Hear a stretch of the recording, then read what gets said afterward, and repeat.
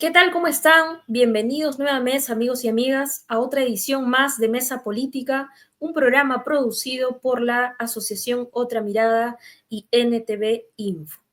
En esta ocasión vamos a conversar con el profesor Cinesio López, sociólogo, un analista político y docente también, catedrático muy reconocido él, sobre algo que hemos estado abordando desde el directorio de Otra Mirada en el inicio de este año, sobre todo en las discusiones de mesa política y en algunas columnas editoriales, que tiene que ver con un concepto importante que gira alrededor de la descomposición política, ¿no? Y cómo la descomposición política se viene expresando en diversas áreas, en diversos casos en especial, y la idea es poder justamente conversar con el profesor Cinesio López para explicarle un poco a la audiencia que nos ve en nuestro país y en el resto de América Latina, cualquiera que pueda tener conexión a Internet a través de todas nuestras redes sociales, de cómo esta descomposición política tiene implicancias, obviamente, en todo nuestro sistema político, en toda la regulación de nuestras normas también sociales, ¿no? Y por supuesto, hay otro concepto que va de la mano que se ha venido discutiendo últimamente, y es el concepto de descomposición política con el de emergencia nacional. Estamos en una situación en la que en realidad debería haber un llamado de emergencia de algunos actores sociopolíticos, también económicos o no. Entonces, vamos a dar la bienvenida para que se pueda presentar el profesor Cinesio López, como lo he mencionado, catedrático actualmente universitario y sociólogo también, un sociólogo muy respetado en nuestro país. Profesor Cinesio López, bienvenido a Otra Mirada y a Mesa Política. Muchas gracias por la invitación. A tu disposición. Perfecto, profesor. Bueno, como hemos comenzado con esta introducción, ¿no? Hay tres casos en especial que vamos a abordar en esta entrevista.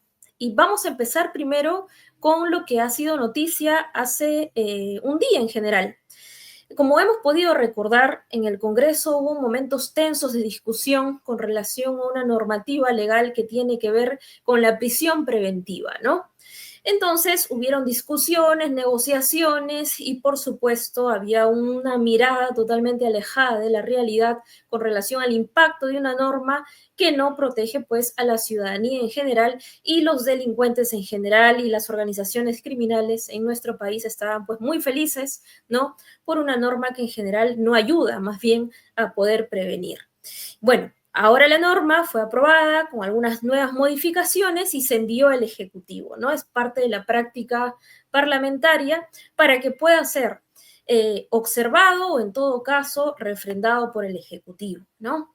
Y bueno, hace un día el Poder Ejecutivo ha esperado casi, ¿no, profesor?, hasta el último momento para observar la medida. Entonces, vamos a iniciar, por ejemplo, con comentar qué implicancias políticas tiene, por ejemplo, el Ejecutivo en el sentido de haber esperado hasta el último momento para observar esta ley que restablece la detención preliminar en casos de no flagrancia.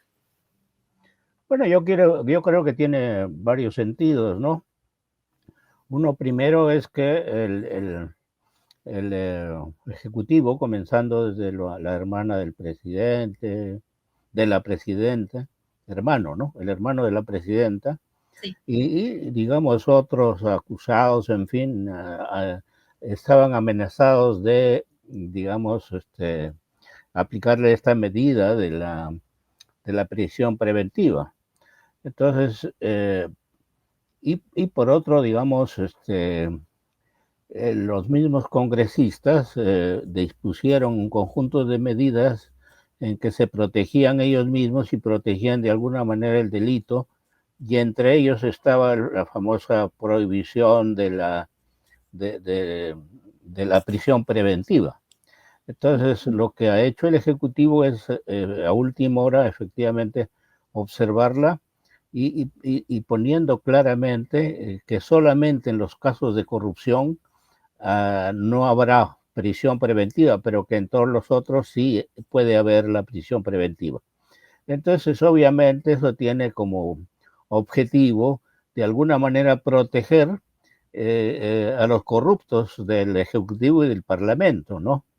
O sea, de alguna manera tiene que ver con la descomposición política, moral, que existe hoy, digamos, en la cúpula del poder, en la escena oficial, básicamente, en el gobierno en particular, digamos, tanto en el Congreso como en el Ejecutivo. Entonces, de esa manera se protegen con esta idea de que en el caso de los acusados de corrupción no se les aplica la ley de la prisión preventiva, ¿no? Claro, entonces podríamos decir que esta demora puede reflejar una estrategia deliberada por parte del gobierno, ¿no?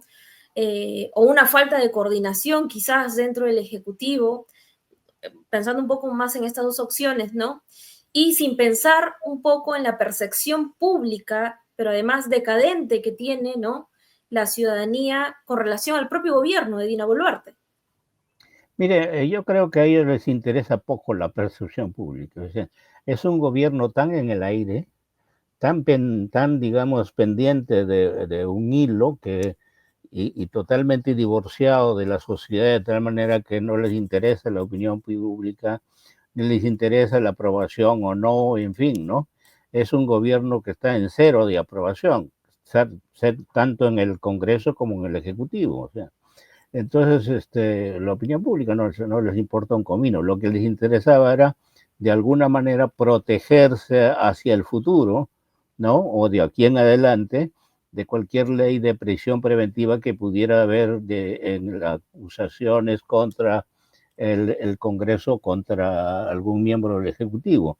Yo creo que esa era la finalidad. Entonces, lo que buscaban era justamente ponerse de acuerdo en ese punto, porque en los otros casos sí puede haber la prisión preventiva, ¿no?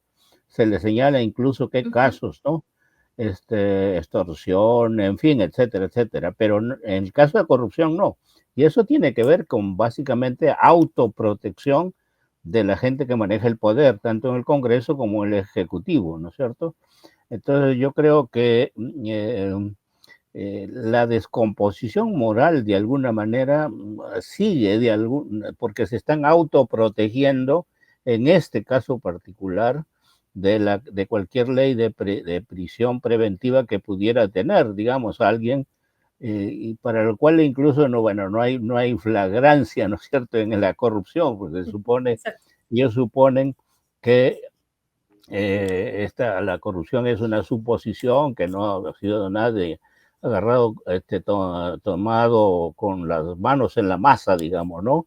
Que nadie se la encontró, digamos, con las manos en la masa y entonces la fragancia la posibilidad de una prisión preventiva no funciona, ¿no? Yo creo que Claro. eso es lo fundamental, ¿no? De acuerdo, profesor. Pasando a otro hecho también que ha ocupado las planas de los medios de comunicación, de los análisis, pero que además llama mucho la atención en el sentido de esta descomposición política o de que la política en general pueda estar en una situación de emergencia, es toda esta investigación que gira alrededor actualmente del Congreso de la República y de una supuesta red, pues, de prostitución, ¿no?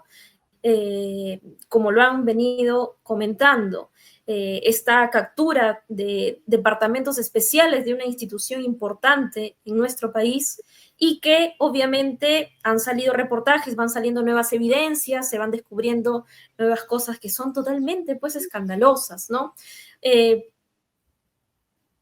Profesor Cines, si usted considera, por ejemplo, que este escándalo sobre una de las instituciones más importantes de nuestro país, amerita, por ejemplo, una declaratoria de emergencia nacional pensada desde los actores políticos sociales? Claro, no, y yo creo que ahí vale la pena que se aplique la prisión preventiva, ¿no? Por eso se autoprotegió, se han autoprotegido. Yo creo que, mire, el hecho nunca en la historia peruana hemos tenido un tipo de descomposición política y moral tan grande como la que existe hoy, ¿no? Ni en los peores momentos de la corrupción, digamos, los grandes momentos, ¿no? Como la época del guano, en fin, ¿no? Eh, luego incluso de Brecht, en fin, nunca hemos tenido un nivel de descomposición política y moral tan alta como hoy, ¿no? Y de corrupción en general tan alta como hoy, ¿no? Entonces, y yo creo que eso tiene que ver con que quiénes son los que integran básicamente tanto el ejecutivo como el legislativo, ¿no? Sobre todo en el legislativo, o sea, aquí, ahí no hay partidos, eso de llamar partidos a los que integran el Congreso, digamos, un abuso de lenguaje. Eso no son partidos, si se quiere, son lo que Max Weber llamaba partidos patrimoniales, ¿no? O sea, son partidos con dueño, ¿no? O sea, son pequeñas empresas políticas privadas que son manejadas por el dueño y que, digamos, de acuerdo a lo que decide el dueño, decide la tropa integrada de eso, de esas pequeñas empresas privadas políticas, ¿no? En realidad son mafias, para decirlo con más claridad. Entonces, dentro de ese conjunto de mafias, obviamente la corrupción y la descomposición moral, ¿no? No solamente, digamos, de proxenetismo, sino violaciones. Ya, digamos, ha habido ya un congresista que por violación ha sido excluido, ¿no? Y hay otra acusación por ahí de violación también, ¿no? Entonces, de tal manera que hemos llegado, digamos, a lo peor de la descomposición de la cúpula del gobierno. Y no es que el silencio de la gente, en fin, acepte de alguna manera, no, no, no, lo que pasa es que hay, digamos, una ira contenida que necesita en algún momento liberarse, ya veremos en qué circunstancia lo hará, ¿no? Claro, justamente yendo un poco por ese tema, ¿no? Hay el silencio de los actores sociales, de los movimientos sociales, de aquellos que se han venido manifestando en los últimos años, sobre todo en los últimos 2 años, ¿no? Con todas las implicancias de afectación que están presentes todavía, que están en juicio, con víctimas y todo lo demás. No significa pues que hay una aceptación tácita, ¿no? Sino que más bien hay, como usted muy bien mencionaba, hay un silencio que podría ser en cualquier momento una olla a presión y que la salida a esta crisis, ¿no? En general puede ser una salida no necesariamente democrática, ¿no? Justamente porque estamos viendo algunos elementos en los cuales capturas de instituciones públicas importantes, esta sensación de que no hay ley que pueda frenar inclusive, ¿no? La captura del Estado por mafias, como usted también lo comentaba, con mafias que están además vinculadas con algunos actores parlamentarios y que tienen pues operaciones muy específicas, ¿no? Junto a la trata de personas, la minería ilegal, la tala ilegal, ¿no? Y otros temas más. Justamente cuando se presentan escándalos como estos, que además resulta bastante sorprendente en el sentido de que no habíamos visto, ¿no? Al menos en un importante tiempo, este ensañamiento o esta actuación de nuevos personajes, como es el hecho de acribillar a una trabajadora más allá de su vinculación o no con este caso, que resulta obviamente ante los ojos de quienes hacemos análisis político, pues una cuestión bastante sorprendente, ¿no? Pero la salida justamente a esta crisis en general podría ser reaccionaria, pero además estamos en un año preelectoral, ¿no? ¿Y cuál sería el rol frente a un escenario de emergencia nacional, como le preguntaba, Claro. de estos actores que medianamente se están organizando? A ver, fíjate, yo creo que hay que entender lo que está pasando, bueno, no como una coyuntura propiamente, eso es un momento de una coyuntura crítica más grande, ¿no? Y que esta coyuntura crítica comienza más o menos hace el año 22, en diciembre del 22, ¿no? El diciembre del 21, ¿no? Y 22 hemos tenido una coyuntura crítica de 3, 4 meses, comenzó allí, y esa coyuntura crítica sigue, yo creo, y no va a terminar ni con el proceso electoral, probablemente, ya veremos cuándo termine, probablemente termine cuando aparezca un nuevo pacto social. Mientras tanto, hoy vivimos un momento de una etapa de descomposición política, moral, ¿no? Y que seguramente está despertando un conjunto de iras, no de iras tanto en la ciudad como en el campo. Ya de hecho en el campo lo ha habido en su momento, en el año 21, 22, y en los últimos tiempos hubo en las ciudades a partir de las extorsiones, el sicariato, en fin, ¿no? lo que faltaba era una articulación. O sea, yo creo que lo que mueve a las sociedades en general es, por un lado, la indignación, digamos, que existe en el Perú. Ya existe esa indignación. Esa indignación la vemos tanto en el campo y ahora se ha extendido a las ciudades, ¿no? Lo que falta es, digamos, una esperanza. La indignación y esa combinación de indignación y esperanza es lo que mueve a las sociedades. Ahora, la esperanza requiere, digamos, una propuesta alternativa. Requiere, digamos, que haya un proyecto más general, en fin, ¿no? Que marque un horizonte utópico por un lado para hacia dónde vamos, porque hoy la gente no sabe dónde vamos, ¿no es cierto? Ese es el problema, Exacto. ¿no? Ujú, Entonces, y por exacto. otro lado, digamos que también fije una salida en una situación de emergencia como la que estamos viviendo hoy, donde se convoque a través de una plataforma determinada una amplia coalición que permita barrer con todas estas, con lo que existe, digamos, en el nivel de la escena oficial, en el Congreso, eso requiere, digamos, una gran coalición si es que fuéramos, digamos, a un proceso electoral. Requiere una gran coalición social y política, ¿no? No puede reducirse a una pequeña, ¿no? La correlación de fuerzas exige una gran coalición y una plataforma de transición, digamos, de salida de esta situación, ¿no? Ujú, Y yo creo que, digamos, uh,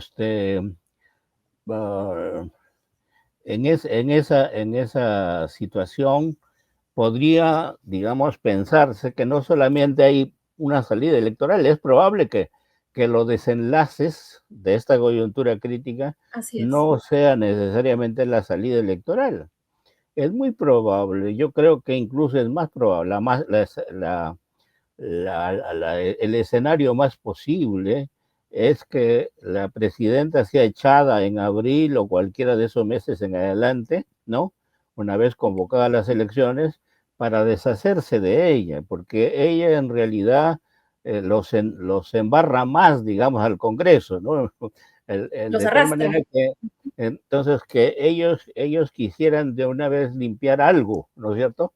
La Claro. situación tal como está, prescindiendo de la presidenta. En cualquier momento lo pueden hacer, como lo hicieron con Vizcarra en su momento. Ya ahora no están en la condición de que si lo convocas en 6 meses tienes que convocar a elecciones generales. No, en este último año es posible eso, ¿no? Y la otra alternativa es la ira general, ¿no?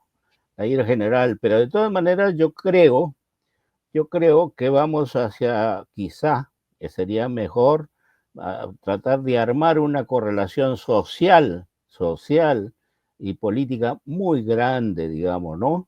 Me estoy refiriendo a que está la sierra, el sur andino, ¿no? Ujú, Está la costa también, ¿no? Y yo creo que el escenario va a cambiar. Si tú analizas, por ejemplo, todo el siglo XXI, hay dos grandes escenarios electorales que no han sido permanentes, relativamente permanentes, ¿no? Todo el sur y el mundo andino votó siempre candidatos antineoliberales, ¿no?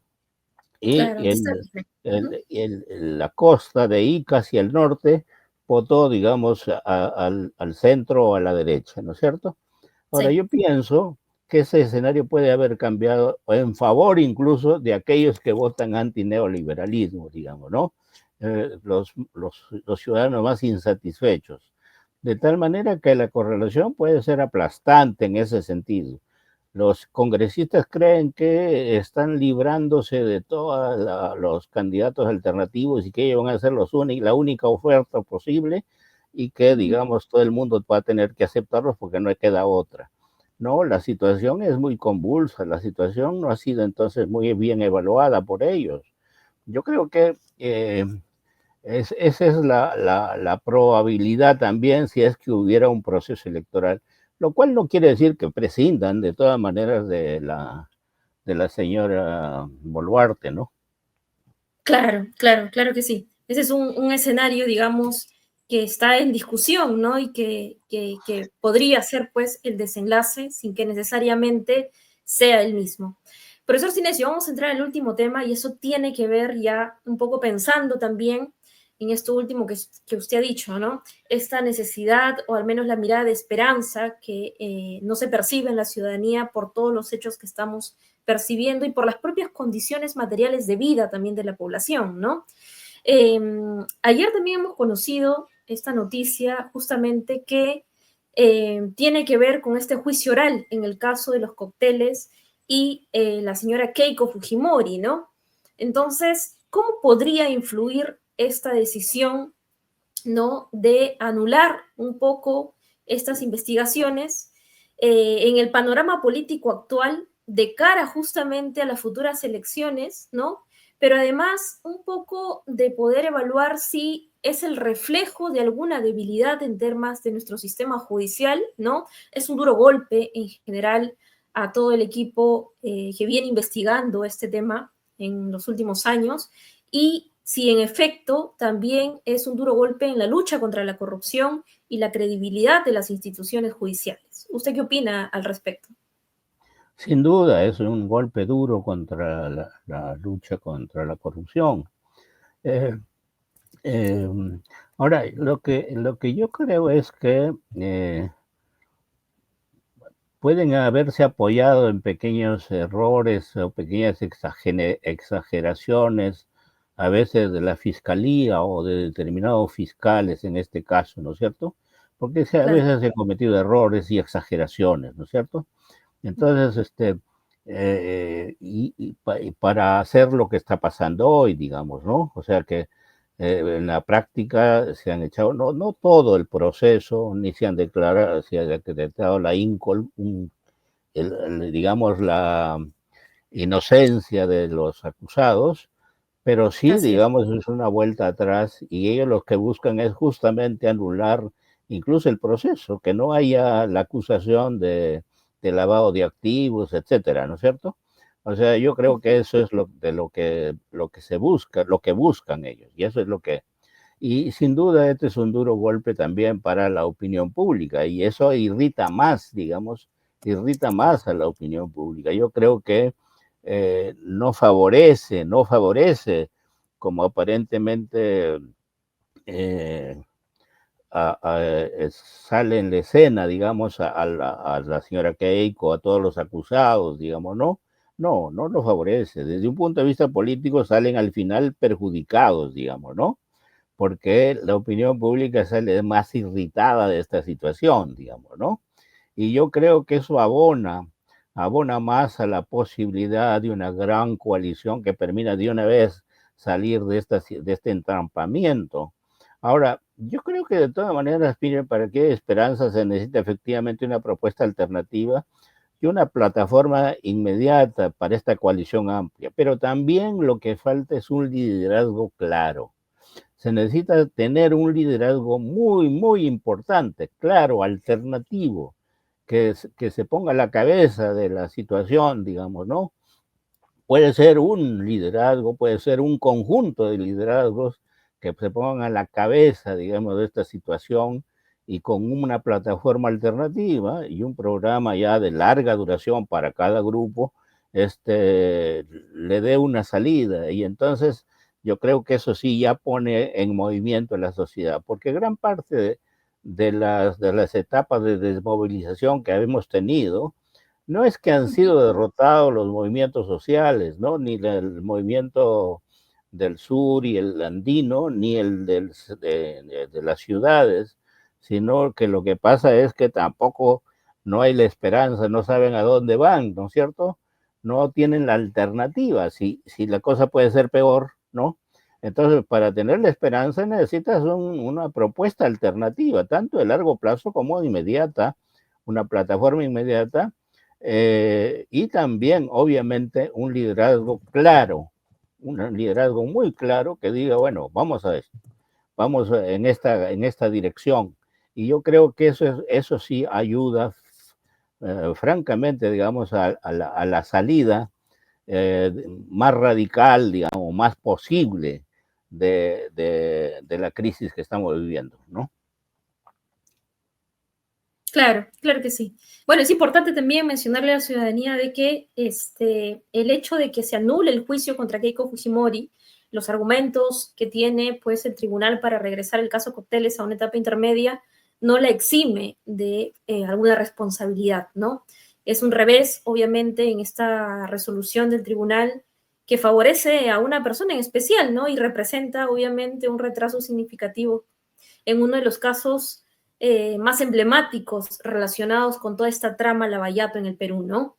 Y obviamente, pues aquí se han recurrido a una serie de argumentos, ¿no? Y que además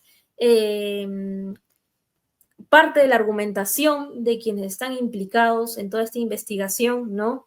Han recurrido también a la máxima interpretación de la Constitución peruana, ¿no? Poniendo énfasis, por ejemplo, en la llamada acusación sorpresiva, en las fallas procesales, ¿no? De etapas anteriores.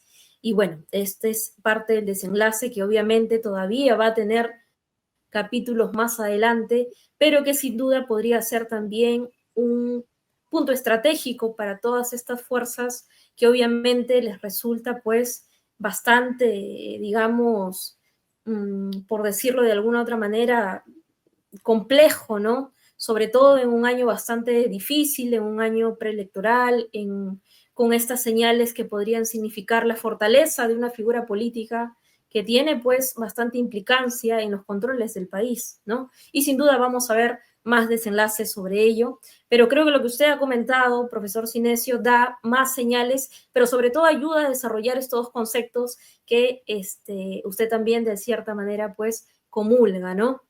Profesor Sinesio, ¿algo más que usted quiera agregar? Ya estamos llegando al final de la entrevista y le agradecemos desde Otra Mirada y NTV Info por haber participado en Mesa Política y esperemos justamente poder tenerlo nuevamente en otra edición para seguir hablando sobre más temas porque estamos seguros que no se agotan en estos 3 puntos que hemos abordado el día de hoy.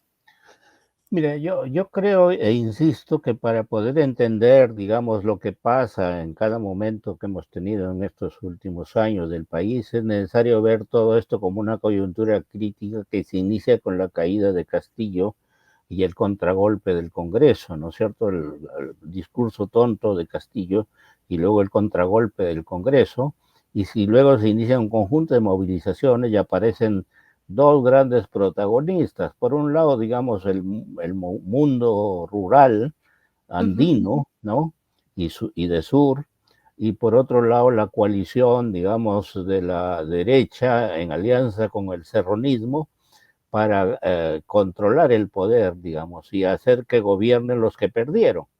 De tal manera que esos dos grandes protagonistas siguen presentes ahí, incluso en los últimos meses del año pasado, se añadió el protagonismo, digamos, de las ciudades, contestatario de las ciudades.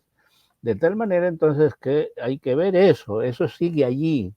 Incluso, digamos, la plataforma que planteó en su momento, o la agenda que planteó en su momento el movimiento del sur en diciembre del 21, no, enero, febrero, marzo, de alguna manera sigue vigente, ¿no? De alguna manera sigue vigente. No es que han sido derrotados, fueron reprimidos violentamente, murieron más de 60 personas, es cierto.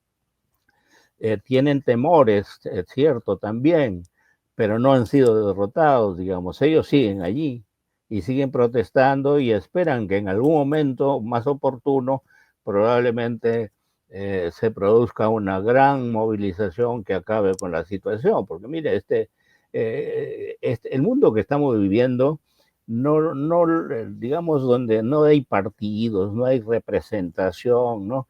Es el gran movimiento ciudadano, gran movimiento ciudadanos, obviamente con un apoyo político posible, digamos, ¿no?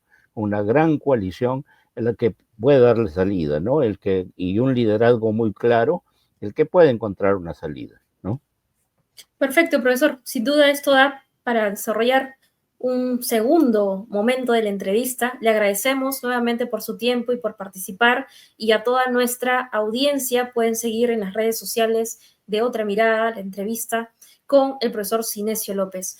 Profesor Sinesio López, hasta una próxima ocasión. Muchas gracias. Muchas gracias.